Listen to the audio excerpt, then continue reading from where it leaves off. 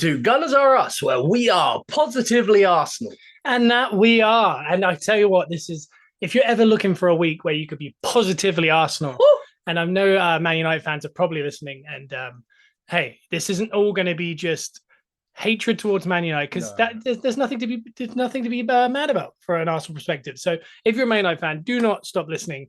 We got a lot of Prem talk. We're going to talk impartially about the game. Obviously, we're going to go a little, we're excited, as you would be. As when that Garnacho goal went in, how you felt is how we feel. But we permanently feel that way, whereas you only felt it for mere minutes. I've still got chills. And I know Joe cried. I did.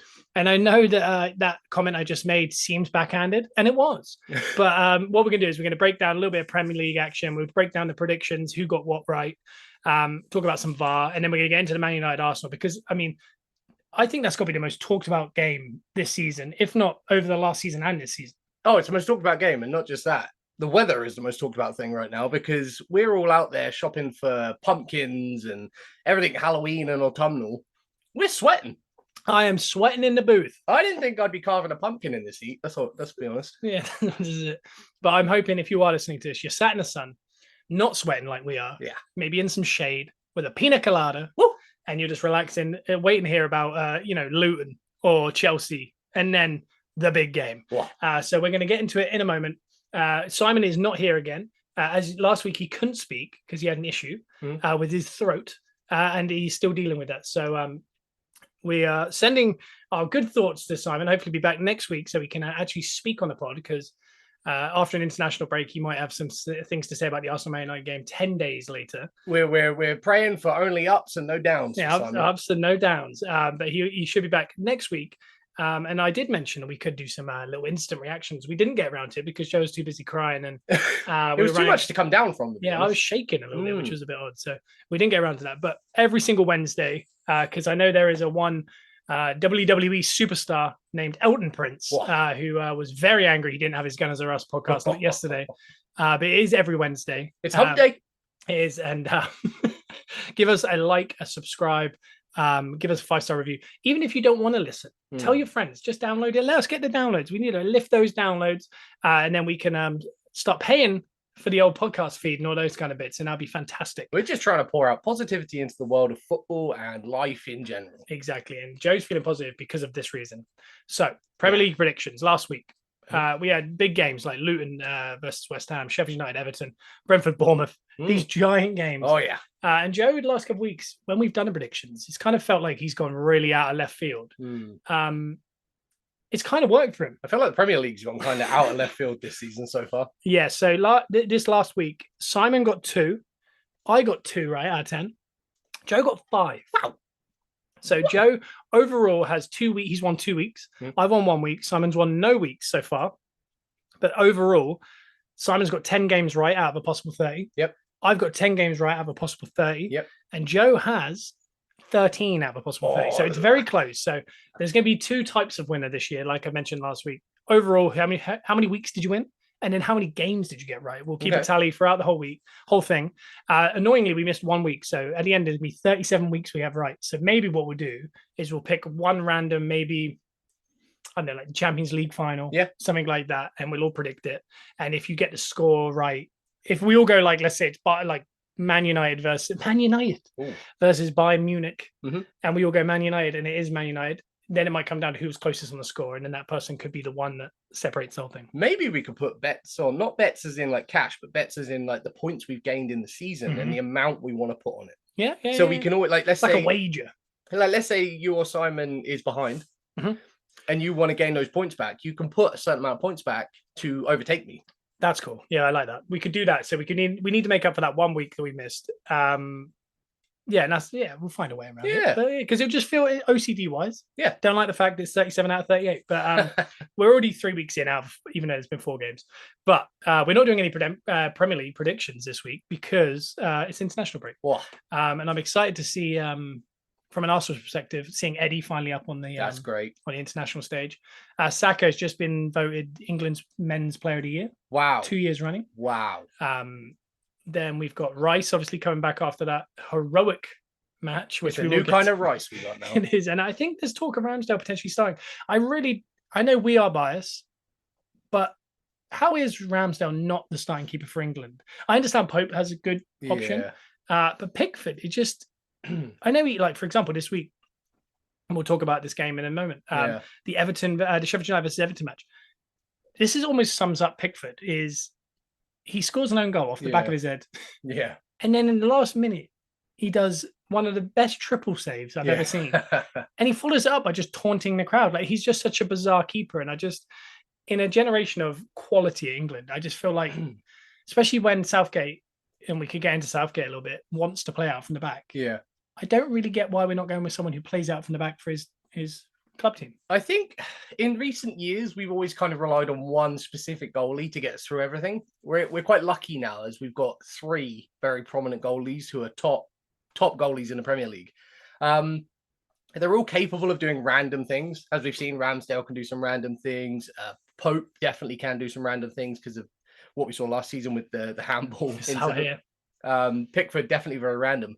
But I think we're in a lucky position where we've got a choice of 3 goalies that are all top-notch goalies, but are all capable of a little bit of crazy. Well, like we've said before, goalkeepers are crazy. Yeah, you got to be crazy to do it in the first place. You're getting the ball hit at you. Yeah, they're always the biggest characters in the game now. Yeah, 100%. And I don't know, I'm hoping we get to see Ramsdale. But I mean, when you look at England in general right now, and I have my issues with the manager. I think, picking people like Phillips, Maguire, Henderson, there's some odd decisions being made when we've got such amazing young talent.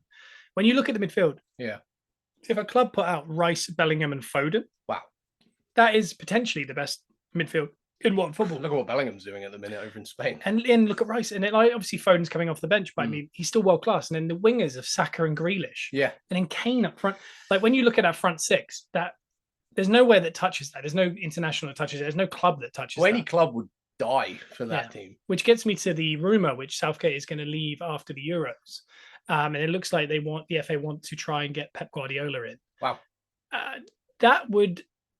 I think that's the ideal situation, because when you look at a team that, let's say, it is Ramsdale, you've got, if it's not Southgate, you've got Ben White. Yep. You've got Trent. Yep. Tomori. Yep. Stones. Yep. Mark Gay. Colwell's coming through now. Colwell is an unbelievable player. You've got Chilwell, Reece James. The depth and quality is ridiculous. And then you look at that front 6 that we just mentioned, but we haven't mentioned people like Elise, Eze, Eddie. Yeah. I'm sure I'm missing a load, but Pep Guardiola with that squad, that's wild. Like, that's what needs to happen. It needs to be it doesn't have to be Pep, but a world-class manager who's forward-thinking as opposed to Southgate doing what he's doing. Yeah, I would love to see that, and I really do think they should be winning, major trophies. Yeah, well, any club with that group of players will be winning major trophies with the right manager. I think I don't want to throw too much shade on Southgate, because I think when he came in, he did turn it from what it was before, where you'd have a manager that would just play the same names, same big names, regardless of form. He did bring in the new crop, which we are very grateful for. But I think he's kind of outstayed it now, and he's starting to get that pressure, the same pressure that all the past managers had. But they feel like they have to add these big names because, let's say, we haven't won anything yet with that young crop, which I don't think is any reason to change it. I think they're just young, they're learning, they're going to get there eventually. But I think he has got to that point now where he is relying on the big names over the talent, the young talent that's coming through now. And I think a change of manager, timing wise, no shade on Southgate. He's done a great job. I think it's timing. I think now's the time to take that young crop of players into the next level. Yeah, I agree. I'm just ready for it. And I'm not a big fan of international breaks. I hate this. Yeah. Every season, you wait all summer if you want the Premier League back.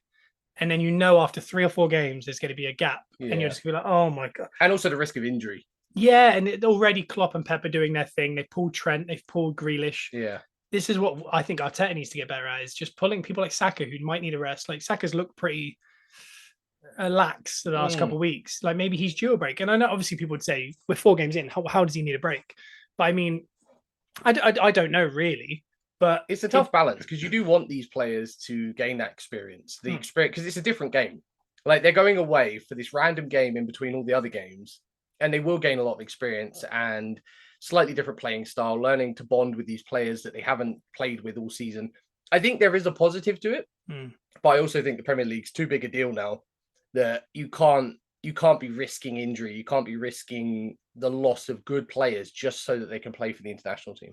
Yeah, it's just one of those things. And I know Arteta's driven into Saka, the best players in the world. People like Messi, they play every 3 days, and they did that until Messi's still doing it, which is very true. Yeah, and the minute you put into their head, oh, you've got to be careful about injuries. You got to be, and obviously, at the end of the day, I think injuries are somewhat genetic. Like you look at someone like Reece James, can't catch a break. Yeah, but then you look at someone like Messi, or the way Saka has been so far, touch wood. Certain people are just, Rice, for example, he hasn't missed a game in 7 years. They're robust players. Yeah, and like Xhaka was similar to that.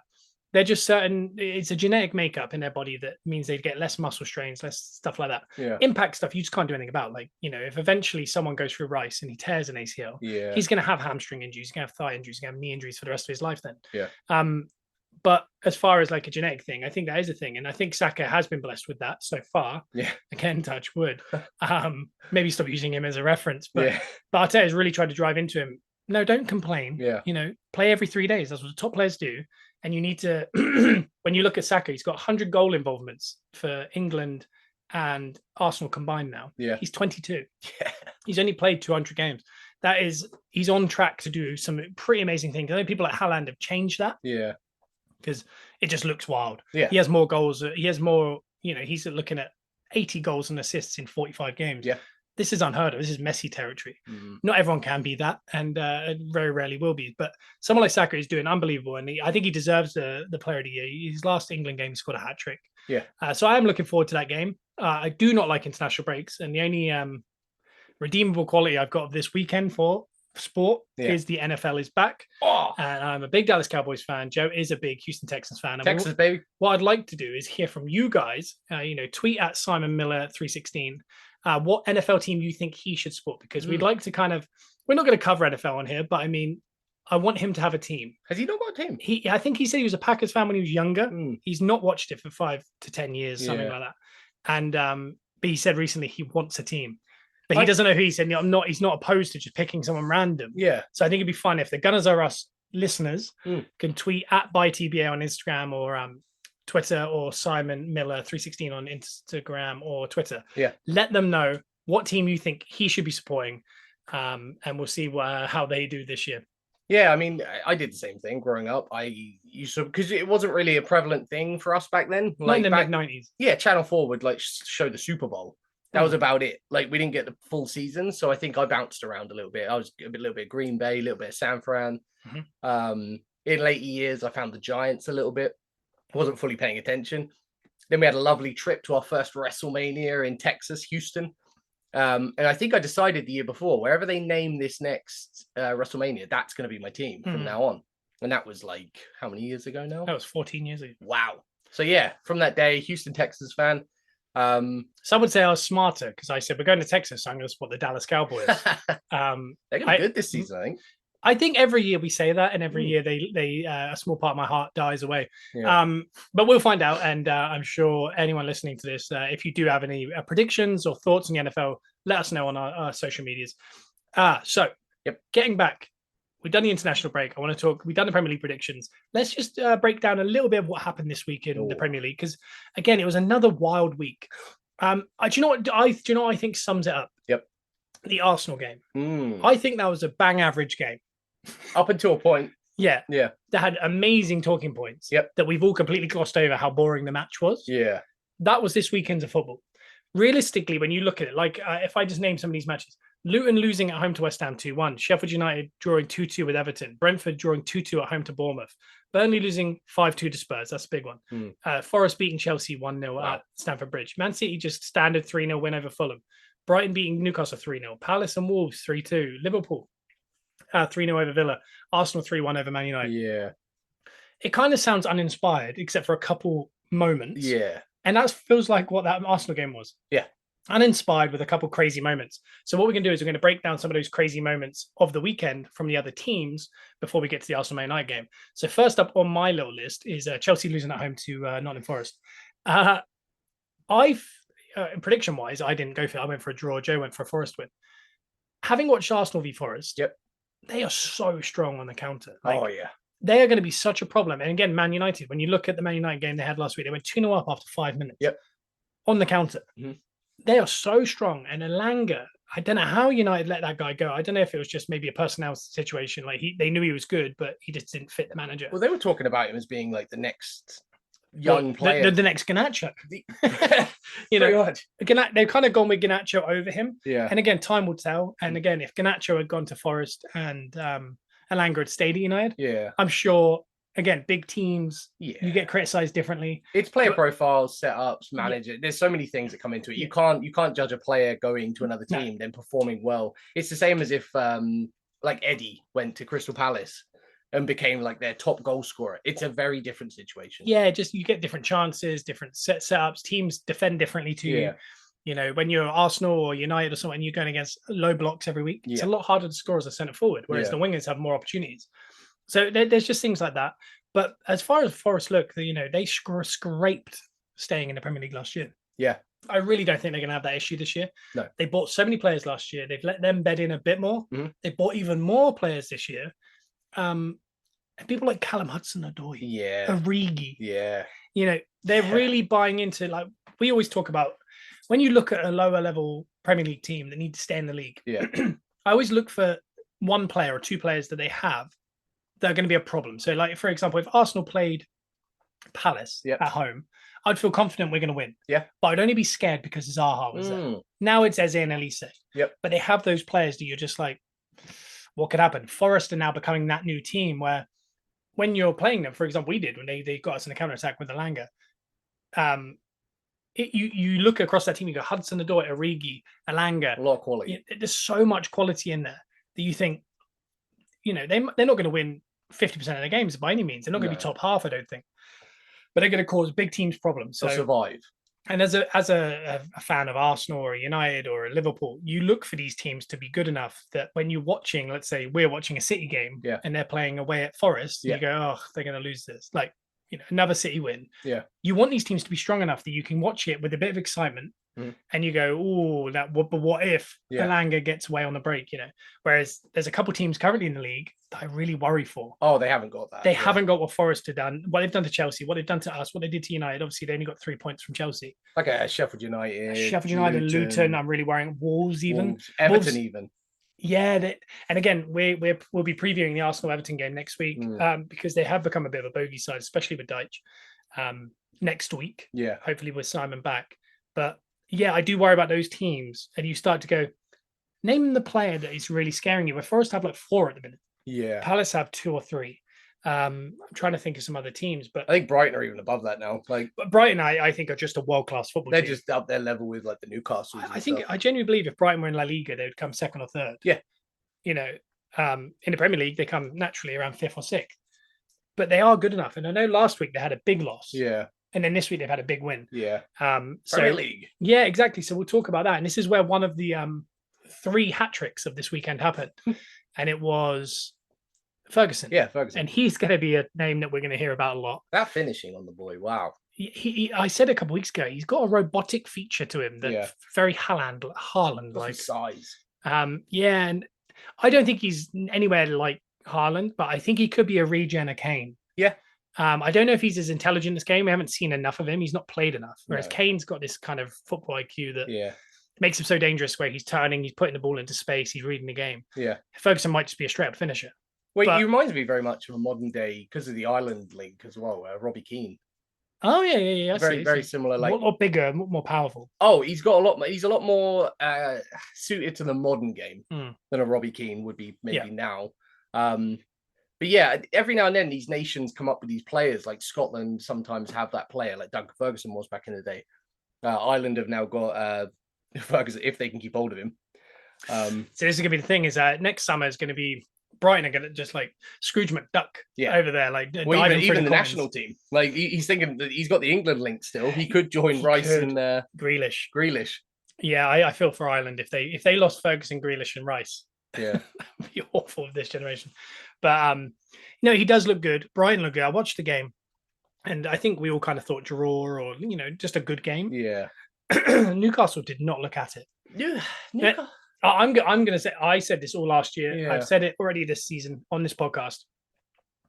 Newcastle are not as good as people think they are. Yeah. They had an amazing year. Yeah. Where they were kind of winning 1-0s and they were a big time wasting team, similar to Villa last year. Yeah. But they went on certain runs that just went amazingly. The probability of you going on runs that you're scraping by are unlikely. Similar to kind of how I felt about Arsenal. We scored so many late goals. I didn't think that was possible to do again this year. Yeah. We've started already doing one. Yeah. But again, that's separate to the fact that I think Newcastle play pretty average football. Yeah. They're pretty dull. Yeah. They have amazing days. Yeah. Like certain days, they just like opening day against Villa, they just looked unstoppable. But then they go against 10-man Liverpool and they lose. And then they go against this Brighton side who lost to West Ham. Yeah. And by the way, Newcastle are a better team than West Ham. Yeah. And they tried the same technique and they did not do it. They were not as clinical as West Ham with Bowen and Antonio. They were not as good on the ball. They were not as cutting. Yeah. They were just average and they didn't defend great. And I think they're kind of getting found out a little bit. And I said last year, because I really got agitated by I think it was 0-0 at the Emirates. Yeah. It was the game which started all this problem with the time wasting because the ball was in play for less than 45 minutes out of, I think it was 100. Yeah. That's awful. And that's what started all this. But I hated that game because it was just hard to watch because there were so many stoppages. Yeah. And I remember that day I said to our dad when we were watching the game, they're gonna fall off because at this time I think they were like third, second. Because I said they got a smaller squad. They cannot play that much effort into just trying to get a 0-0 draw or a 1-1 draw and not feel the repercussions. But they're still playing the same way. Yeah. They've added 1 or 2 players. They've lost 1 or 2 players. Yeah. So their depth isn't bigger. They struggled just to be on one. They basically went to the final of the Carabao Cup. They went to the end of the Premier League and they had to win to get to 4th at the end. Now adding the Champions League in, having not deepened their squad, with that group as well. And the group that they've got, I can't see how this ends well unless in January, if they can stay in the top 7-8 pack and stay in that group a little bit. Yeah. Because similar to what I said about Arsenal a couple of years ago, we shouldn't have got Champions League last year. No. I said we're not ready for Champions League. No. Europa was our level. I didn't want it. I wanted to be in Champions League. But I think realistically, on our progression, Europa was correct last year. Yeah, you have to be patient. And we didn't like what's it called? And we went out early and all these kind of things. Yeah. But as far as Newcastle, Europa, them coming third in that league, I think is really important. Oh, yeah. But I don't know if the owners, obviously, naturally, they want to go the distance in it. I don't think they have that ability. Their owners might be even thinking, could they come 4th in that group and get out of Europe? And then in January, you're already out of the Champions League. Yeah. They're probably hoping for a cup run, maybe in the Carabao again. Mm-hmm. But in January, go and get 4 players. Yeah. Depth.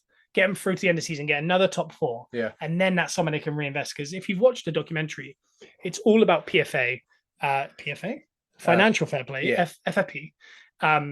It's all about kind of figuring out how to make more money so you can spend more money. Yeah. And getting in the Champions League was a big part of that. The revenue they're going to get from these games with PSG, AC Milan. You got Mbappe coming to St. James's. It's wild. It's huge. But they can't really use that yet. Mm-hmm. So to me, I think their best bet, because I think Europa League is horrid. Yeah. So many games, awkward ties, not necessarily winnable, but not necessarily losable. Yeah. You're going to mess up your league campaign with a Europa Cup if you're kind of got that kind of squad. Yeah. So to me, I think they almost need to come 4th in that league, get out, get some players in January and try and just kind of rescue the season. Because I genuinely believe by Christmas, they could be around 10th. Yeah. And they could be worried about, because in their growth with the new owners, they have to get Champions League football again. There's a lot of pressure. That is, I'd say, over the whole league, they have the most pressure to come top 4. Yeah. Other teams like Liverpool and bounce back, they know they will. Yeah. But I think, if I was a Newcastle fan, I'd be very worried. Yeah, it's long term they're going to be fine, but you have to get each step of the progression correct. And I feel like already they're faltering, if that makes sense. I think that's the issue. I think timing's off. I think it's all come a little bit too early. I mean, the owners might not believe that because this is all very exciting for them. Like we said before, I don't think the main owner wasn't a big football guy before, so this is all just exciting to him. He doesn't understand progression and the timing of all of this rebuild that they're going through. I think it's a tough time because the Premier League is so dotted with quality teams. Any given week, you can lose to any of them. It's not like with Brighton. They lost to West Ham. West Ham looked very good. They're doing a bigger time version of what, like a team that's looking that they might get relegated. Like we were saying earlier, they're doing what they can to get by Yeah. But at a bigger level with more pressure. They've now got, like you say, more games, more big games. So they've got to put a lot of work in on those midweek games now to even try to get past those teams like Dortmund. Is it Dortmund? PSG? Who's the third team? AC Milan. AC Milan. They're going to have to work very hard. And they, like you said, they haven't got the depth.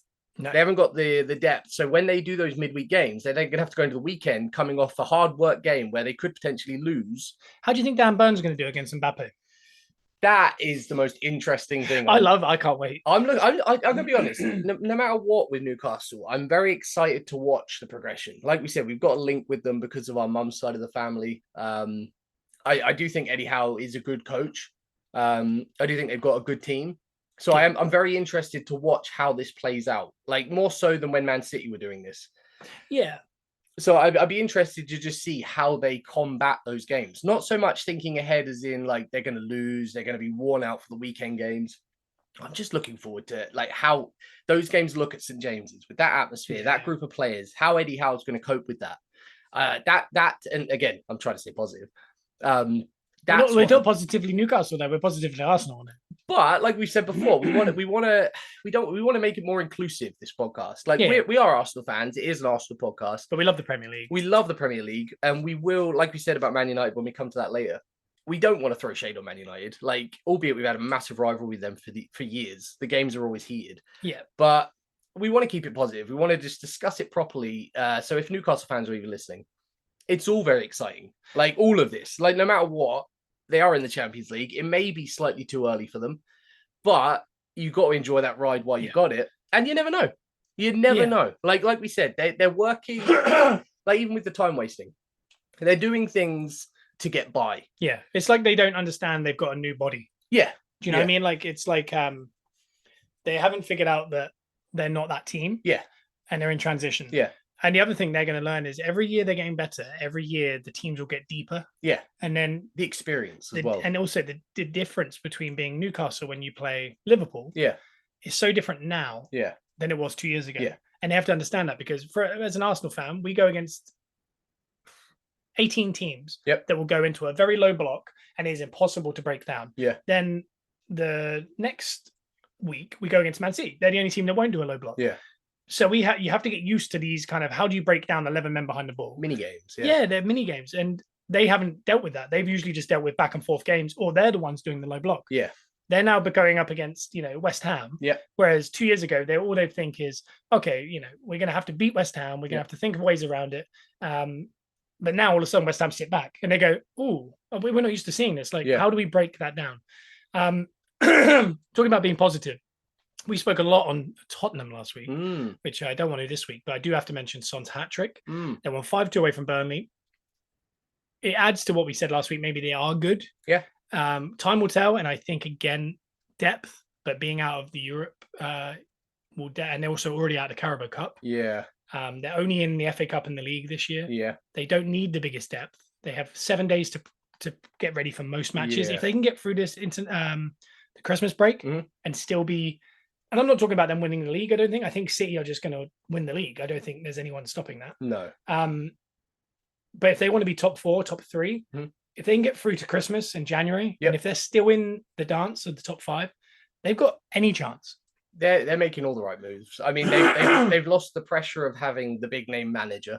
Yeah. They've lost the pressure of having the elephant in the room, which was Kane. Yeah. The whole time. Even though he was amazing. Yeah. Sometimes you have to lose your best player to regroup, bring the team together. Yeah. And then Maddison has been the ultimate ad. Like he's got to be the signing in the summer. Like next to Rice, I think if Rice was 70 million, I would have him as the signing in the summer. Yeah. He's been amazing. Yeah. Is he 105 million? I don't know, because I don't know what 105, because when you look at Casado, who's also 105, or Enzo, that it's Rice has had a head and shoulders, but he's also in a better team than both of them. That's the thing. Like when you spend that much money, you want that player to be the absolute joining force in the team. Like Maddison has been. That's a prime example. Maddison comes in, pulls the team together. He's doing amazingly well for that team. Rice was more like an add to a very good team that will just bring us forward. So yeah, I think Maddison has added a lot to that team as a whole. Like, I think he's the glue in the middle that is just creating everything. Yeah, sometimes you don't want a focal point. You want someone who's going to keep moving the ball around and kind of get them out. So spreading the wealth, like similar to us last year, we had five players that got over 10 goals. Yep. No other team did that in Europe because usually there is a focal point, and that takes away sucks a lot of the goals to one person, and also the risk of injury. Yeah, like so, Tottenham were to lose Maddison now, like where he hurt his ankle the other week. It seems like it's not the end of the world for them, but you lose that player, all of a sudden the whole thing goes to pot. Yeah, because he's the one that's getting the ball out to Son and like allowing Son to play again. And Richarlison, I don't know, but Kulevski and people like that. I apologize for my voice. I put it down to the heat and dehydration. Yeah, we are sweating. Another thing I wanted to talk about was Liverpool beat Villa 3-0. Villa, I think, have become super Emery. Yeah. And that sounds weird, but as someone who's lived through it, you're going to win 4-0 some weeks, and you're going to think, are we challengers? Yeah. And then some weeks you're going to think, why are we so bad? And I think that is just what comes with Emery. And I think that's why Emery is a really good coach for Europa League level teams and teams like Villa. Not to disparage them, but I think that's his level. Like PSG was too much. Arsenal was too much. Arsenal was a poison chalice. Yeah. Similar to how United are. Like sometimes it's almost too much. Yeah. Too much pressure. Too big. But PSG, I think he doesn't have the ability to win every single game. No. But he'll win 70% of them. Yeah. As the league table shows since he taken in charge. It's only Pep that's got more wins. Yeah. But he will also get turned over and you'll go, we are so bad. And the horseshoe of doom going around to the flanks, coming around to the flanks, and then getting counterattacked, having not actually mounted in a threat. Yeah. I think I'm already seeing that in Villa. But I mean, they're going to clean up against Sheffield United. They're going to clean up against Luton. And even maybe in a trophy, like they're gonna do well. Like he's one of those managers that week to week, it's not the best watch, but he will get you something. I think they're in Europa League conference. Yeah, I think if they are, I mean, they got every chance to win it. Yeah, big time.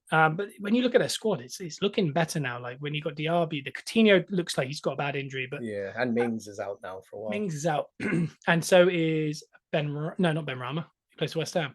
Buendia. Yeah. So they are struggling a little bit, but I think they're going to be fine. Yeah. I think 8th is probably where they're going to be, but Liverpool is who I want to talk about. Yeah. Because I think everyone's forgotten how good Liverpool are. Yeah. And the way Klopp manages, I think the defense is aging. Yeah. I think they're not as good as they were. The front three, one is aging, and there is talk of him. £215 million is on the table from Saudi Arabia. If you're Liverpool, I'd take that for a 31-year-old because that completely sorts your net spend out. Which theirs is already quite good, makes their books look amazing. And you cash it in and you accept we need to basically edge by until Christmas. And I know right now it's easy to think, oh, they're in a title challenge. I don't think they are. No. I think we're getting excited. They're not quite there. No, I don't think they're quite there. They haven't got the, when we're talking about Arsenal don't have the depth or the quality to beat City to the title. Why would Liverpool? Yeah. Because their depth is smaller. Yeah. The quality is slightly smaller. So I don't think Arsenal in a title run. I don't think Liverpool in a title. I think it is City's to lose. But I would cash that in. Yeah. They're only in Europa League. I think league games until the January transfer window is like 11. Yeah. It's not crazy amounts of games. Sell Salah, get through those 11 games. If you win half of them and draw a couple and lose a couple, that's about right for a title challenging team when City weren't here. Yeah. So that's fine. Get through the group stage of Europa. That'll be easy for them. And then in January, go and reinvest. They could spend 30 million on a Pedro Neto. Yep. They could, which is a very Liverpool type buy, like kind of a 30 million kind of level, and everyone goes, "Oh, are they good enough?" And then they become a Mane or a Jota or a Diaz, a Darwin. Darwin was more expensive. Yeah. But I mean, when you look at their front line, if they lost Salah, if you would play Darwin down the middle, but Diaz and Gakpo, that's a world-class front three. Well, I don't even think Gakpo's starting at the minute. No, that's and no Jota. No. So that's good depth there. Oh god, if I was playing FIFA Manager at this point, you'd be happy with that, and I'd take the 250. Yeah, they're definitely not in the same place Tottenham were when they needed to get rid of Kane to pull the team together. I think they're further along in the process, like we were talking about with the process of Newcastle earlier. Yeah, they're deep in the process now. They've got Klopp, they've got the setup, they've got the players, they all know the system. Salah's definitely not a Kane. And I definitely don't think if this Saudi offer hadn't come along, they wouldn't be even thinking about offloading him. But like you say, I think they are in the point where they need to get back to square one when Klopp came in. And you said, like, they rebuild. Yeah, because no, I mean, even when Klopp took on the Salahs, the Van Dijks, they weren't players. No one thought they were world beaters at the time. No. Like Van Dijk more so, they thought he was kind of in the situation Saliba is now. Like Yeah. if we were 8th right now, Yeah. and Newcastle or someone who was second bought Saliba, Mhm. that's how they felt about Van Dijk. Yeah. You felt like he was going to become the big guy. Yeah. And he did. Yeah. But he also went into a perfectly good team at that time. Yeah. What he needs to do is re-go. Like he's got rid of Firmino, he's got rid of Henderson, he's got rid of Fabinho. Yeah. He's got rid of all these guys, Mane even, Salah. He needs to get rid of that front three. Yeah. And needs to go, all right, my front three is Diaz, Gakpo, and Darwin. Yeah. Jota's my backup. Yeah. Go get, a Podence or a Neto or someone. A Matoma. Matoma, I think, is perfect. Yeah. And then their midfield now, they've got Sosbalai. Yeah. Yeah. I think I've done it right. You did it there. Yeah. They even got Thiago to come back. Yep. But they've got McAllister. Yep. And I believe they just bought someone else, and I can't remember for the life of me. Oh. Do you know what I mean? Like they bought someone who everyone's pretty excited about. I can't remember their name. It's the Dutch guy. Yeah. Who's just refused to play for Holland, I think. Yeah. Something like that. So they've reinvested into a younger midfield. Yep. And if you watch Klopp's sides, he doesn't really play with a number 10. No. He plays with 3 workhorses in the middle. Mm-hmm. Henderson, Fabinho, Wijnaldum. It's an absolute engine in the middle. Yeah, it's an engine, and he gets his wingers in, and he gets his fullbacks up. Yeah. So he's doing that. Yeah. I think maybe a new left back would be someone over Robertson, because as he's getting older. Yep. How old is Robinson? He's got to be 28, 29 at least. But I mean, he's still doing it perfectly. Yeah. He's so solid. But and Trent is such an unbelievable player. They're probably not getting the credit he deserves, how good he is. Yeah. He's overtaken people like Ozil, Hazard, and all these guys as most assists in the Premier League. Yeah. That's crazy. Yeah. So it's forming again. Mm-hmm. I think it might need a year or two. Yeah. And they have to stick with Klopp. If they get rid of Klopp, let's say in 6 months or a year, and they have to start again, that's when you start getting funny, because the next manager comes in and goes, oh, I don't like McAllister and Diaz. Yeah. Let's go buy this guy and this guy. But I mean, with 250 million in the pocket, who knows what they could do. So I'm excited to see what they do. Hopefully it's not too good, because I want to be above them. Yeah, they've been a bit scary for a while now. Yeah, and I thought maybe they'd gone away, and I thought, hey, we're the new Liverpool. But maybe Liverpool is still Liverpool. Yeah. But we're going to move now on to the big game of the weekend. The most talked about, I think, like almost like a viral game. Man. Like if you go on YouTube, all you're getting is, Goldbridge, all these AFC TV or whatever it's called. I don't think I've consumed so much content post-game that I have this week. And I don't think I would have consumed any of it if the Garnacho goal had stood. Yeah. But we want to break down the game. There's, I think looking at it, 7 talking points. Yep. Which we wouldn't have expected up to like an hour into the game. And that seven talking points, they all happen in very small little areas, because the rest of the game, essentially you're watching Arsenal watch Onana play the ball to Martinez and play it back to him. And if you look at the passing and the progression maps of dribbling and passing, Onana was the most progressive player for Man United on the day. I think the heat map even drew a perfect shape of a bus at one point. Did it? Yeah. Oh, wow.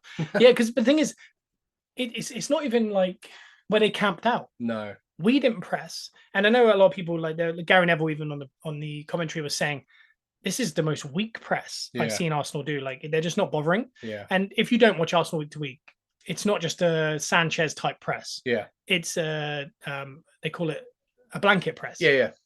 We basically force you into situations where you play to the ball to where we want you to play it. Yeah. So basically, no one actually wants to necessarily win the ball off of the goalie. They're not actually trying to. No. They're trying to force you into a direction. So you play it down a channel where we've already overcommitted to 2 players. So you have to go there. Yeah. That's kind of the press they do. And if you've watched Arsenal a lot, what they did against Man United happens a lot. What happened is Man United played exactly like Brighton. Yeah. If Brighton weren't that good. Yeah. This sounds like a dig, but their centre backs put the foot on the ball, and we just watched them. Yeah. And if we play Brighton, that's exactly what we do, because Lewis Dunk gets that ball under his foot, and they're so good at it, so patient, and they play it around. They wait for you to commit. Yeah. As soon as you commit, they do a little dink over the top, and then it's movement. Yeah. Perfect example. Man United did it perfectly once in the whole game. Not the goal. The goal was a bit more route one. Yeah. The Garnacho goal. Yep. So we'll kind of talk about the Garnacho goal now, even though it's in a weird order, because what they did there is exactly what Brighton do. Yeah.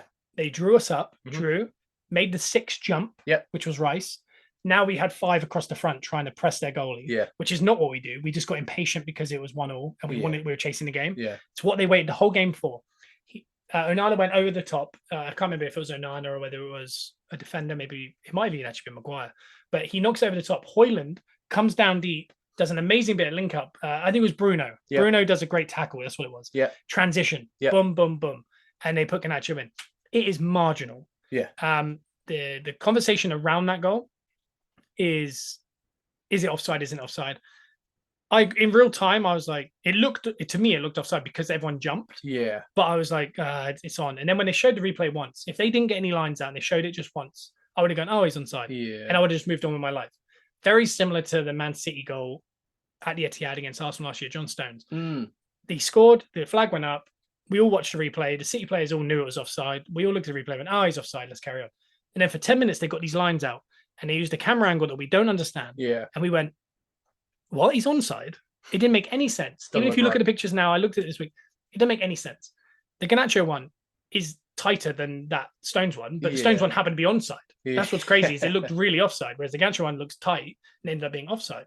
So all I say is, similar to goal line technology, I don't think the technology is as good as the goal line technology is. If it's offside and they draw the lines and it's on, I just accept it. Because if that had been given and he said it was onside, I wouldn't have been like, I think he was off. I wouldn't have questioned it. I would have just been like, oh, I guess it's onside then. And I would have been just upset that we had lost a game that I know we should have won if we were a bit more ruthless.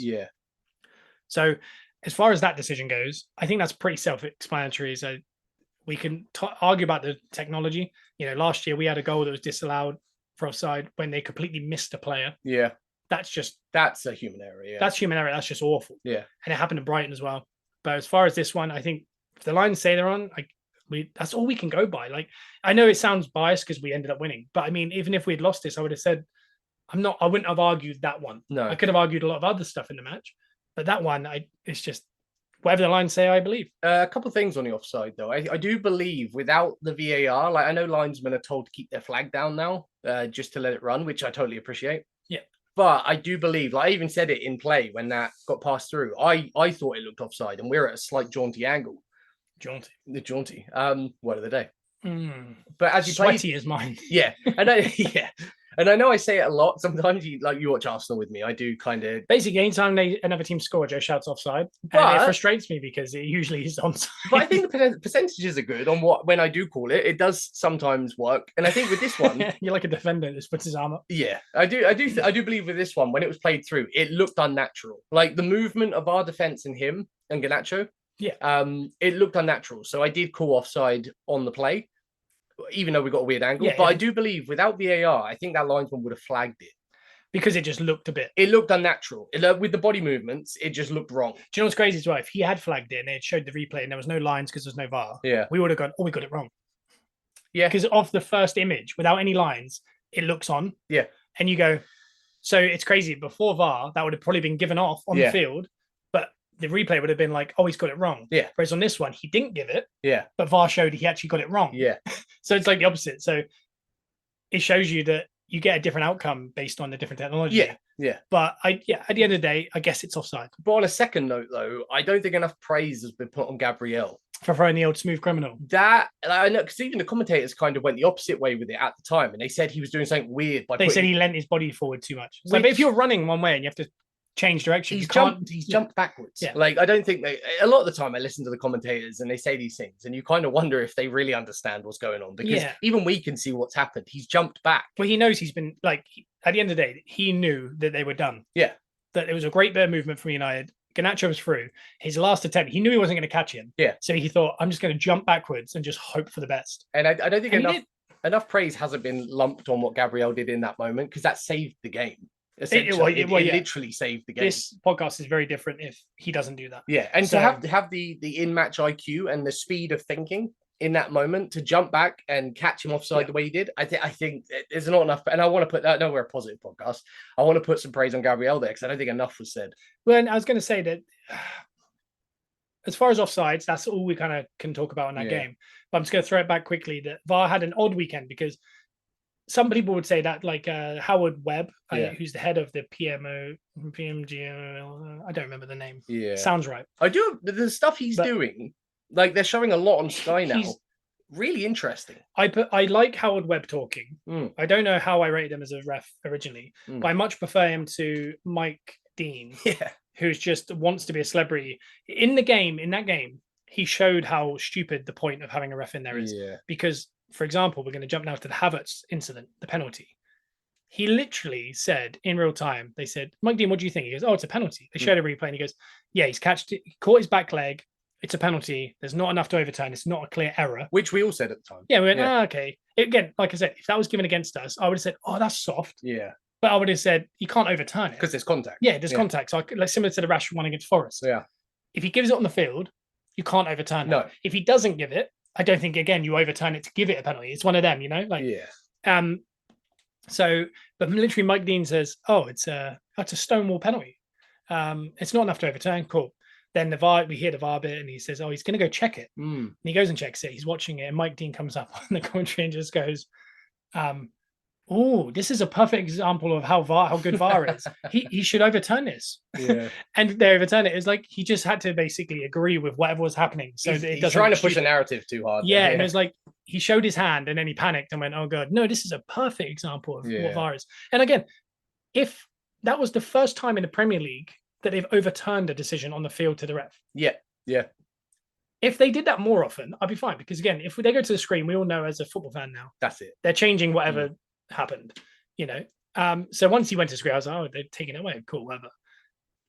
If that happened more often, I'll be fine. It's consistency. Yeah, because that is what VAR's there for. It's like you've made an error. I don't care if it's a slight error, and like this ruling of if it's not a big enough error, we don't change it. It's like, no, an error's an error. Like if they don't think, and I don't think it's a penalty. Like realistically, I think Havertz could stay up. Yeah. Again, if I'm running the speed that Havertz is and my ankle gets clipped, because two players also coming in from either side, it's clumsy from them. Yeah, I can see how it is a penalty, 100%. But if they want to not give them every week, I'm totally cool with that. Like I don't want necessarily that to be a penalty in football. Yeah. Because it is just a bit, just stay up. Just run through. But again, I also don't know what it's like to run through. And they're saying he manufactured the contact. I don't think he had no clue. He was just running and his foot hit the guy's knee. It's an accidental contact. Yeah. But when you go back, let's say last year, this is not Arsenal podcast. We talk about Arsenal. We lost to Wolves. Yep. It might have even been last year, it was the year before. And David Luiz is running behind a guy. Yeah. And his back leg is trailing. His stud touches Luiz's knee. Yeah. Luiz isn't just running. No. His stud touches his knee gently. He gets a red card, a penalty, and we lose the game. In that same game, by the way, Martinelli got sent off for 2 bookable offences in 10 seconds. Wild. In one phase, which has also never happened and won't happen again. So that's what gets frustrating. And that's we're saying this from an Arsenal fan. People will go, oh, Arsenal fans got a vendetta. No, we all got these feelings. Like United fans will feel the same. Liverpool, Bournemouth. You'll all have these moments that over the last couple of years, it's the inconsistencies that bother us. It's the fact that Rashford's one gets given last week. Yep. This one gets taken away. It's the fact that it's literally week to week. Yeah. I'm happy if they're both penalties. I'm happy if they're both not penalties. Can we just make it somewhat black and white? Yeah, because we all remember, as soon as that happened, the commentator said Rashford had one like this last week. Yeah. It's like, so we all remember it. Yeah. So that ref should be like, oh yeah, we gave this as a penalty to Rashford last week. We should give it a penalty again. Yeah. There's no excuse for the inconsistency. And that's the bit I don't enjoy. But talking of VAR, because I'm just ticking off all these talking points. Man City had a goal this week and clearly in the line of vision. To give you an idea that we're gonna put under a microscope Garnacho's goal and get millimeter lines out to make sure it's offside or onside. Yeah. But then they can then give Haaland a goal, or is it Ake a goal, where Akanji is clean in front of the goalie. Yeah. He makes a movement to hit the ball but misses it. Yeah. And it goes in. And we've heard the VAR now. Yeah. We've heard how they spoke. And they basically said he's in the way of play, but I just don't think he's trying to get out of the way, not trying to kick. But anyone that can watch it can see he actively tries to volley the ball. Well, Leno hesitates. Yeah. There's a split second hesitation because he doesn't know if Akanji is going to get something on this ball. So that split second is what costs him saving that. Yeah. So I don't know why they're not looking at that as part of the VAR check. Like even Howard Webb said it on that really good show on Sky with Michael Owen. Yeah. He said there's a hesitation from Leno. The fact he's hesitated proves to you, without a shadow of a doubt, the guy who was in an offside position has altered how it's gone. Yeah. And that's what the inconsistencies, because we can make sure Garnacho's goal isn't a goal when it's that marginal. Yeah. But when a guy's standing 3 yards offside, they're still giving it. Yeah.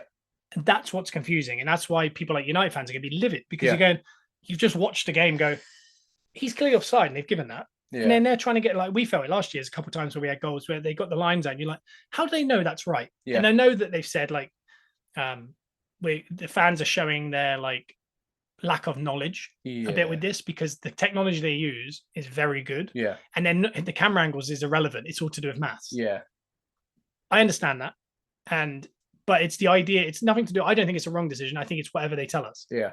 It's different to like a gray area, which is like, was that was that over the ball red card, or was it intent? We don't know for Saka's potential. The Saka one. So Man United fans have an issue with the Saka. They think that should be a red card. I understand why. I've seen them given. Well, I've seen Man United fans put up a still image a lot of the time. Yeah, and it does look bad. It looks bad in that image, but in the context of what happened in that moment, it's very different. Yeah, he's fouled. He's pulled down. He falls down flat. His feet go out, and it hits him in the ankle. It's not a challenge. He's not attempting a challenge. He literally just falls down. Yeah. But I can see why, because technically a red card is endangering an opponent. Yeah. Could he have broken Fernandez's leg? No. But could he have injured him? Yeah. Yeah. So I can, like, if they gave it, I'd be very annoyed, but I could understand it. Yeah. But then you jump across to another big incident, which is Eddie beats, I think it was Delort, or was it? It's down the right-hand side. So, Wan-Bissaka? No, it was, oh my God, a Man United fan would be livid. Lindelof. It was Lindelof. I knew he said Darmian. I feel like he doesn't play anyway. He comes across and he basically misreads the ball. It's going to go out play. Eddie is a bit keen. He gets to it, knocks it past, and there is a covering Man United player. It's not a red card for the sense of the last man. There's a Man United player coming. But Eddie's going to be one-on-one, and there's a player, I think it's Saka. Yeah. He could just knock the ball across, and it's a one-on-one. Yeah. It's a clear goal-scoring opportunity. I don't think it's too far out to be a red. Yeah. But it's super aggressive, super dangerous. And the high boot of it to the head of Eddie is what makes that's the thing, is Howard Webb showed this still, and literally his studs get caught in Eddie's hair. Yeah. Eddie just gets up. Mm-hmm. And again, this is the other inconsistency in football. It's so frustrating. If Eddie rolls around grabbing his face, which we don't want to see, he probably gets him sent off there, because they then check it, not because they were checking it to see if it was last man, which is a quick check. Cool, happy with that.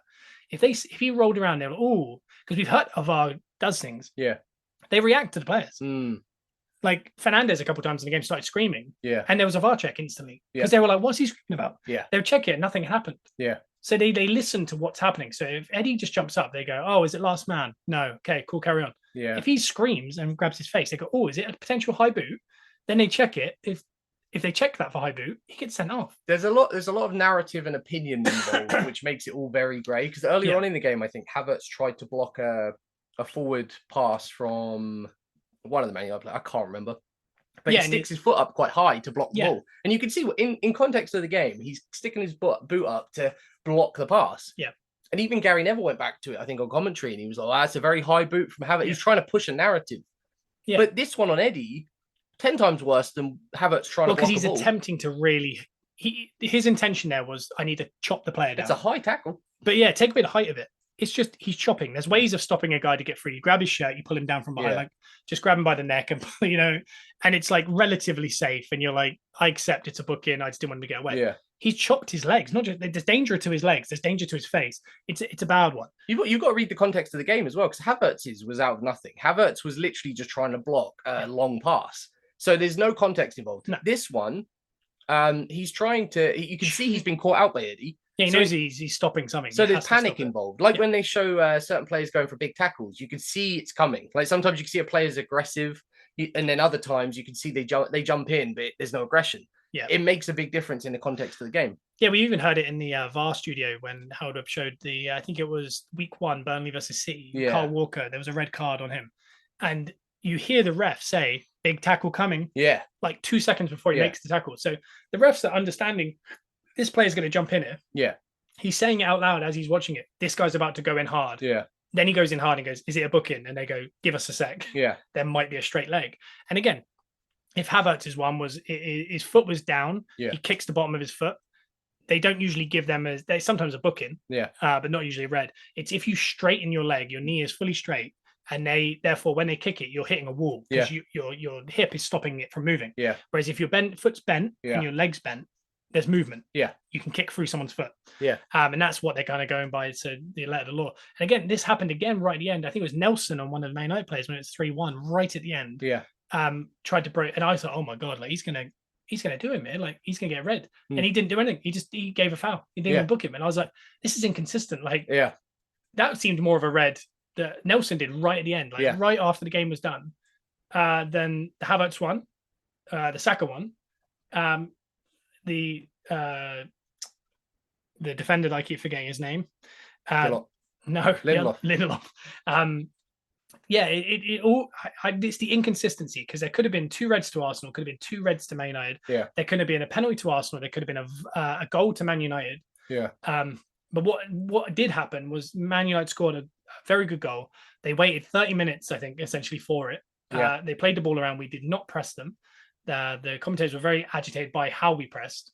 But guess what? The one time we did overly commit and press, what did they do? They went over the top to Rashford, and he does what he does, which is cutting. He scores. He's very clinical. He's very good. Very nice goal. Yeah. And that's why for 30 minutes we didn't do it, because we were very scared of that. And if you watch the first 30 minutes, they try it 3 times, a diagonal to Rashford. Yeah. Their game plan was draw them up, be patient, get it to Rashford, let him get one-on-one with Ben White and cut in and see what happens, basically. Yeah. And he did it one time. He did it 2 more times in the match, and he smashed the ball wide. Yeah. But the first time he got it perfect. And I think it was a good football from Man United. It was boring. It was very, lower league stuff, like lower league, like a foresty type. Well, like what you would do if you feel like you're going up against a team you can't compete with, basically. Yeah. But again, Man City did that against Arsenal last year. And that's not because they knew they couldn't compete against us. That's we were soft. Was De Bruyne explained it. He was like, why would we try and pass it around Arsenal when they're very good at transition, when we could just bring them up, knock it over the top to Haaland, and he'd score. Yeah. And literally City did what Man United did. So, there are Arsenal fans saying, Man United are awful football. If they did that every week, I'd start to worry. If they did that against West Ham at home, I'd worry.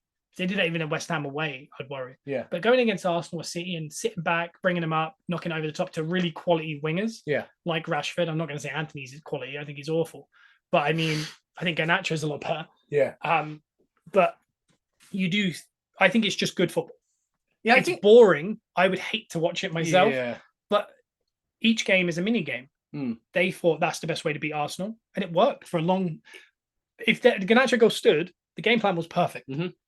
But it took us 34 seconds to get back in the game. Yeah. And it's an interesting bench cam footage. Yeah. Where Odegaard, as soon as the goal goes in, Odegaard runs to Arteta, and Arteta basically, you can see him motion.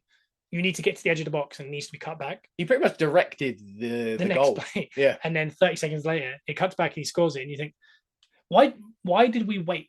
But again, there's mini games inside games. Different game. The minute their goal goes in, Man United are in transition. Yeah. Man United have conceded, I think, a few goals directly after they've scored. Yeah. Hence why Onana, as soon as the goal went in, he was trying to say, calm down, like, we had them. Yeah. If we had just gone back to just relax, go back to what they were doing, diagonal to Rashford, get back into shape, they would have been fine. But that I think that goal is so important to the whole game, because I think that would have got more frustrating. Yeah. We were committed more, Yeah. and they probably would have won 2-0 on a counter with like Rashford, because we would have committed more and more players. Yeah. And brought on more attacking players. Yeah. And I think Rashford would have just got us on the counter, which has happened a lot to us. When you think to Old Trafford, where we were a much better team last year. Yeah. Talk about VAR decisions. Yeah. Like, we watched that with a friend of our, Bruno, who's a Man United fan, and he was like, that's not a foul. And they gave it as a foul. These small margins in games changed so much. And they wound up winning that one 3-1. Yeah. Because they kind of got ahead and then they scored a late one. It's very reminiscent of what we did this year. It's very frustrating to watch if you're for the other team. But so it went 1-1. Then there was the Havertz situation. Yep. Then there's the Garnacho goal. We've got to that. And then this is the positively Arsenal. 96 minutes. We get a corner. Odegaard, drives forward. I didn't think it was. At first, I thought it was just an off shot. Yeah, same. And they show the guy from The Gentleman in the crowd, the Kingsman. Yeah. One of the. Is it Mark Strong? Mark Strong. Mark Strong. Who they just didn't recognize at all. No. And people since then have tweeted like, this fan is like all of us at that moment. I was like, he's like a stupidly big actor, but because also Loki was in the crowd, wasn't he? He was, yeah. So he was Loki, an Arsenal fan.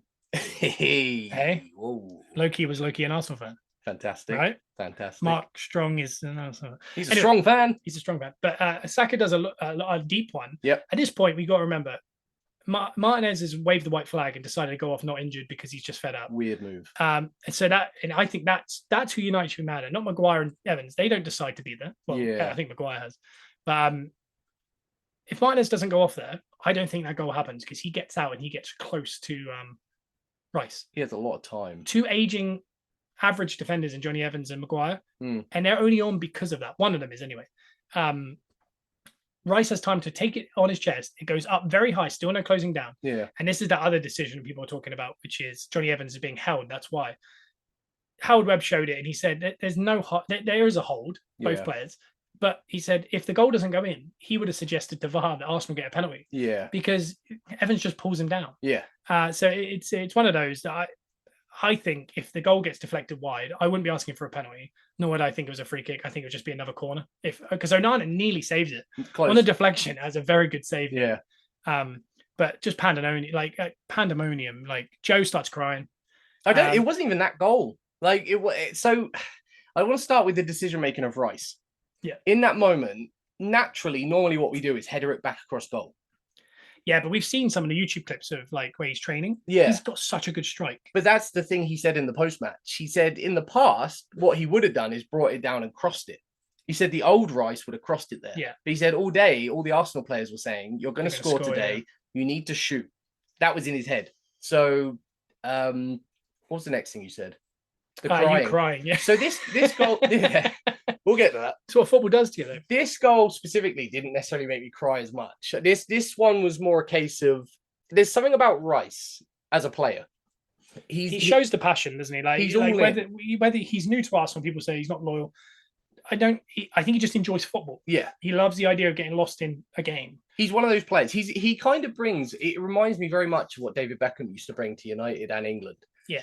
That one focal point England player that will step up and do something when it's needed. Yeah. And then the celebrations that followed, and you could see how happy he is to get that goal and how happy everyone else is to get that goal. And not just that, not just Arsenal fans. I think a lot of England fans that support other teams are enjoying this Rice that we're getting now. Well, yeah, because we've mentioned it before. He's had like man of the match performances in Euros finals, semi-finals of the World Cup. Yeah, he's a big time player. I think he gets a kick out of playing in massive games that mean a lot. He doesn't get lost in it. I think, that's why it'd be good for us in Europe if we do manage to get out of the group. He'll do really well at kind of those Champions League nights. He's going to be so wound up. He's like a fan on a pitch, and it does feel not like an Arsenal fan, just a football fan. Yeah, because he's not one of these that we're going to claim he's our own. Like he's a Chelsea schoolboy. He went to West Ham. He's now Arsenal because he wants to win big trophies. Yeah, but I'm not looking for that. Like not every player has to be like Saka, Smith Rowe. These guys are Arsenal boys. Yeah, they're the ones you feel that way. With Rice, I'm not like, now he's an Arsenal fan. I don't have to claim anything. He just loves football. And whoever he plays for, he gets invested in. And that's what every football player should be doing. The fact that he's a born-again Arsenal fan at this point, like he's buying in, he's singing North London. Yeah, he's trying to ingratiate himself with the crowd. And that's what I think a football player should do. Should understand the meaning it has to all of us. And I think that passion I get when I watch him play, because I know that the whole football world is watching him. Like a lot of the football world want him to do well. Yeah. Like even if you're not an Arsenal fan. So when he does do well, you have that there's like a deep feeling, like excitement and passion, because you know that the world's watching. You know that you're happy for him. You know that you're happy for what he can give to England. Yeah. But yeah, it wasn't, that goal didn't quite make me emotional. It was the the nail in the coffin that did it, I think. Some say it might be Darmian. I'm joking. But he's still sliding, they say. He's still. I saw him actually pop up on our drive a minute ago. He just slid on by, yeah. It was an unbelievable finish. I'm sure it was the nightmare goal for what's it called, for Man United fans to see. Oh yeah. It reminds me a lot of when I think Lingard scored one at the Emirates. He called it the dance floor. Yeah. And it was like that. It was on the counter. We were kind of pushing. And then it killed the game. It's definitely the goal of the game. It's definitely frustrating to watch. Yeah. But for us, it was just relief, because all I was thinking was this is going to be 2-2. Yeah. It's just going to be 2-2. Nelson does a fan. Nelson and Vieira need so much credit. Yeah. I think they've really grown. I think they're going to have big parts to play. It's the urgency they bring to the game. And Vieira, like 3 assists in 40 minutes. Yeah. Outside of Odegaard, he has the most assists in the last, I think it was like 8 months or something in Arsenal. He's growing. He's becoming a very good player. I think he is going to be a good player. And I think I'm starting to really warm to him. I didn't dislike him. I didn't see what he gave yet. He was in a very similar position last season to where Havertz is now. Yeah. Like he hasn't quite figured it all out. There's a little bit of weakness to his game that we're all kind of umming and ahhing over. Yeah. But he has come further along in the process and the progression of where he's at in the team to offer what he can offer. And I do believe Havertz is going to do the same. Yeah, that goal was it was such a nice feeling. It was a relief. That's why, they mentioned on the commentary, like the crowd was shaking. I've heard people that went to the game that said their ears were ringing before the game started in the concourse. Like they were struggling to like hear themselves think. Yeah. And the commentator said, I can't explain how loud it is. And I think as an Arsenal fan, like, we've seen in the last year how loud the Emirates has got, because we have been notoriously boring at home. I think our away fans have always been brilliant, but our home has always been very like applaudy, could boo, very quiet until something happens. They are a rowdy bunch. If you watch some of the fan cams, like, it's like a mosh pit in the crowd. It's wild. And I think it's that energy that was coming out of that stadium for this goal. That's what got me. I think, and I think that is set by the manager. The manager is, he is aggressive. I'm sure he's a nightmare for other supporters. Yeah. Annoying. But he has the crazy energy. Yeah. The players have it. It commits to the commits. There's a word. Does something to the crowd. He passes it on. There's a word that sounds like mit. Emits. I think that's right. Yeah. And it's true. And I think it runs through the team. There's another talking point, which was, I think it's Højlund penalty. I'm not going to talk about it. Like even how Webb showed 6 other occasions where it happened on that same game. It's not a penalty. Højlund doesn't ask for it.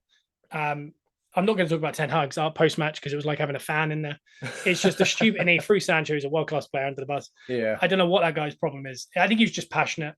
It was bad timing. It was like having you in there. It was like watching Joe in having to do an interview after an Arsenal loss that was very like emotional, and he hit out. And like, I think if you watch Howard Webb, he spoke about it and he said, here are the issues of the game. Everything was relatively right. The offside it's offside. It's proven. The Havertz penalty probably should have been a penalty, but we're fine if they don't give them. He said Saka's one is a yellow card. He said the one on Eddie is a yellow card. That is not a penalty to Højlund. The penalty, he said, if Rice goal doesn't go in, it's a penalty probably. And then the Jesus goal. He kind of rounded it up like that. The idea that the only thing I worry about for Man United is if they believe that they played very well. I think the game plan was fine. But I mean, if they play like that against Brighton, which is I think their next game, they're in a lot of trouble because it was a hot day. Arsenal did not want to press. We were very nervous. Brighton don't have the same nerves because they don't have the same pressure that comes with trying to compete for time, not losing points. Brighton against West Ham did the same thing, and Brighton went for them. And again, West Ham did win because of what Man United might try to do Brighton. But I mean, they're in big trouble if they think that was a good performance. I thought it was an average. I thought we were poor. I thought they were poor. And then it just got really wild in the last 10 minutes, basically. But yeah, it'd be interesting to see how they get on the next couple, because I don't know. It's game to game. Time will tell. Is that all I'd say? It's all game to game. You can't. I don't think it was a bad performance from them. I don't think it was a good performance from them. I think they had a game plan. The game plan was good, and it nearly worked. And the execution nearly worked. Yeah. I think it's too, from an outsider's perspective, and this goes for the as Goldbridge would say, it's Manchester United. Yeah, you can't play like Forest. You can't, and there is that to it. Like even when we were watching it, I was like, you can't get away with this. But again, that was their game plan for that game. I think pundits, commentators, fans, we can't get in the shoes of the manager at this level. At this level, like we were saying earlier, you had a little callback. You have to do what you have to do game by game, especially in this Premier League. There's too many big opponents now. Yeah, Man United won't do that next week. They won't. It's not part of the game plan next week. It was the game plan this week, nearly worked. Again, I think someone said before they need to stop interviewing players and managers directly after games. Because it's like when someone gets knocked down in UFC, they've stopped interviewing. Yeah. Because I know it's different, but I think you're too emotional. You need a minute. And I'm going to say, because they just end up getting like fined and stuff. And not just that. When I was watching that live and he came to that table, the Arsenal fans behind the cameras were chanting "Who are you?" at him. And they're whistling. It was very annoying. Like they shouldn't have them out on the field like that because it's unfair on Ten Hag. I could feel it from the minute he got out there when the fans were jeering him. Annoying, isn't it? He was in the Lions Den at that point, still wound up from the game. I could see why he said what he said, just because his blood was. But again, from a top level manager, you shouldn't be letting that get to you. Like you need to be way more composed for not just for your sake, but for your team's sake. Especially when his main concerns were like not real things. Like he was like, it was onside, and it's like, they could present and said, but it's not. Yeah. Because we use the same technology for every game. Yeah. And he's like, no, it's onside. And it's like, it's like saying that ball was over the line. It's like, no, the technology said it wasn't. It's like, no, it was. And then he went, and Højlund was a stonewall penalty, but anyone who watches football knows that's just not a penalty in any way. Yeah. Like, I wouldn't even appeal for that. Like, I'd just be like, what? Like, it's just football. You're not making yourself look good. You're not making your team look good by saying those things. Even if you believe them, you don't. That's not where you come out and say. A funny thing happened when he first got to the table and he started ranting. You could sense the energy change. Yeah. Theo Walcott. He's backed up a little bit. He was almost like against Micah Richards, just staring at Ten Hag with a nervous look. Like, what's happening? And we know that Richards is a bit of a bodyguard now because an idiot Arsenal fan, I believe it was an Arsenal fan. I assume it's an Arsenal fan. I guess so. Headbutted Roy Keane, which is just bizarre and awful. Yeah. And Richards was not having any of it. And what a pair to try and pick on. That it seems like a recipe for disaster. I wouldn't mess with him. But no, I think everyone had to say. Neville spoke some nice words. I think even Goldbridge. I was watching Goldbridge, and he said it's not a penalty. Yeah. Havertz's one is. Saka and someone missed it, and Havertz missed a sitter. He said we should have lost this 5-1. Yeah. He said in a moment it's emotional, it's frustrating. I wish the Garnacho one stood, but he said it's offside. We weren't good enough, but Arsenal weren't good, and that's what worries him. He was like they were awful, and they could have won that 4 or 5-1, and again, it's all fine margins at that level because they could have won that 2-0 if we don't score 30 seconds after they did, I think. But that's what I want to say. I appreciate, again, like we try to be a positive podcast where we do say good things about other teams still. What I don't appreciate online is a lot of the negativity that comes from like, it's normally wound up fans that have a microphone and a camera. And I understand that. Yeah, but we're trying to be like, I very much appreciate what Goldbridge did this week. Yeah, that's why I like Goldbridge. Like, I know people give him stick. He's hilarious. The stuff he said about Johnny Evans and Maguire, it's just he's just pure entertainment. Yeah. But he is, sometimes it's tough because like it's like when we say there's a thing that United fans hate, which is Neville, stub his toe and he'll be like, "It's the Glazers' fault." Yeah, that's an ongoing gag, right? They're like, "You spent $1 billion on that team to play like Forest," and he's like, "It's the Glazers' fault," and everyone's like, not everything's the Glazers' fault, but if you're a United fan, it's not about spending money. It's how they spend the money. It's the way in which they run the club. We don't know anything about it because we don't watch that stuff. No. It's the same reason that as an Arsenal fan, we are frustrated with like decisions or the way in which they do certain things. Yeah. But other teams will be like, nah, they're just a soft touch. And we're like, no, we know more because we consume this content. Yeah. And I'm sure United, and I understand that. Whereas that's why I like Goldbridge is, he gets deep in the weeds with like deep Man United stuff that it doesn't necessarily interest me in. That helps me understand a bit of how they're saying it, but he does come at it quite an impartial. And that's what I want to do on here. That's why I'm saying the Saka one, I can see that given. The Havertz one, I don't mind if that's not given. There's a lot. I'd rather be more as a football fan. If this was two teams I didn't know, I've given my opinion on how I felt it would have gone. Yeah. If Arsenal had lost this, Joe might have been more like, that was all. The guy should have been sent off. The game changes in the moment. Yeah, notoriously, Joe will be like Ten Hag in a moment. Yeah. And I'll be like, nah, they deserved it. Better game plan. That's just the way we are as fans. But we all have our ways of dealing with it. I definitely don't have that same negative passion that I used to when I was younger. Because I think we've all grown as fans as the game has grown now. The game is a way more complex game now than it was like 5-10 years ago. Yeah. So I think as fans, we now need to, we watch enough football to understand what's going on. We all watch enough football to know what's going on. I understand getting caught up in the moment and saying some things. Yeah. But it's on us as fans, though, to move with the game and understand this is why this happened. This is why this happened. Hands up, that team were the better team, things like that. Like things that are just what we should be saying. And a shout out to Goldbridge, shout out to any of the media fans out there that were positive or they weren't necessarily going down the low-hanging fruit route. That's what we want to offer on this podcast. And again, shout out to Goldbridge I appreciate that. And we would have done the same. Like if we were sitting here and let's say that offside goal was onside, we wouldn't be sitting here necessarily throwing out random insults, comments. No, I'd just be upset that I felt we were the better team and we lost. And we'd break down the game fairly. Like I'd like, hey, I'm just going to add this caveat. I hope we would. Yeah. But we'll never know. And if you listen every single week this year, you'll probably find out if what we just said was true or whether we're massive hypocrites. But again, we love football. We're positively Arsenal. Yeah. So hopefully some will be back next week. We're going to actually, because it's going to be an international break, we're going to talk a bit about whatever happens in the international break. Yeah. We're going to talk a Prem preview, a comprehensive one, where we're going to do our predictions and we're going to break down each game, what we think is going to happen, including the Arsenal game. There's slightly more elaborate way. Mhm. And we're also going to talk about the transfer window because we haven't really discussed what happened there. Yeah. There's no point overloading this episode. And also the Turkish transfer window is still open. The Saudi one's still open. The Salah deal could still happen. Pepe could still go to Turkey. Yeah. There's a lot of stuff. So once that's all done, next week, we'll kind of start talking about more transfer stuff. So next week, you've got Simon hopefully back, Premier League preview, transfers, and whatever happened in international break. But we are every Wednesday, Positively Arsenal, Gunners are Us. Follow us on all social at ByTBL, Simon Miller 316. And also give us that 5-star review because that'd be really important. And if you can get 5 of your friends to download it, even if they don't like football, just tell them to download it because it'd be really good. But we will see you next Wednesday, every Wednesday on the dot. Any last words, Joe? Yes. Come on, England. Well, this is